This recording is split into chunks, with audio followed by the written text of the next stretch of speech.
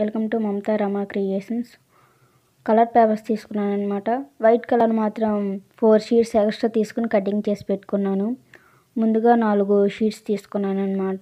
వాటిని వీడియోలో చూపిస్తున్న విధంగా ముందే అతికించి పెట్టుకున్నాను. తర్వాత మధ్యలో నుంచి నేను ఫోల్డింగ్ చేసుకొచ్చాను అనమాట. యాజ్ ఇట్ ఈస్గా మళ్ళీ అదే ప్లేస్ రావడానికి రివర్స్లో మళ్ళీ ఫోల్డింగ్ చేసుకున్నాను. చూడండి, ఒక ఫ్లవర్కి వచ్చి 8 షీట్స్ నేను ఉపయోగించాను. ఇది సెకండ్ ఫ్లవరు, దీనికి కూడా 8 షీట్స్ నేను ఉపయోగించాను.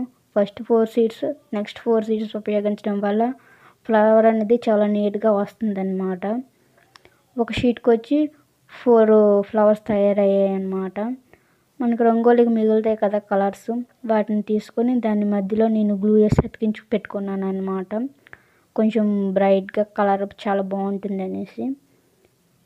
ఒక థ్రెడ్ తీసుకున్నాను. థ్రెడ్కి మధ్యలో మనం వచ్చి అటు ఇటు ఫ్లవర్ పెట్టుకుంటే చాలా బాగుంటుంది అనమాట. ఇటువైపు నుంచి చూసినా మనకి ఫ్లవరే కనిపిస్తుంది, థ్రెడ్ అంతగా కనిపించదు అనమాట. అవాయిడ్ చేయడానికి చాలా బాగుంటుంది. సో వైట్ ఎందుకు ఉపయోగించినప్పుడు మీకు తెలిసే ఉంటుంది ఎందుకు ఎక్కువగా కటింగ్ చేసి పెట్టుకున్నాను. వైట్ కలర్ ఎక్కువగా నేను ఉపయోగించాను అనమాట దీంట్లో. దీన్ని నేను ద్వారబంధానికి పెట్టాను అనమాట, మా ఎంట్రన్స్ ద్వారబంధానికి. చూడండి, చాలా బాగా వచ్చింది కదా.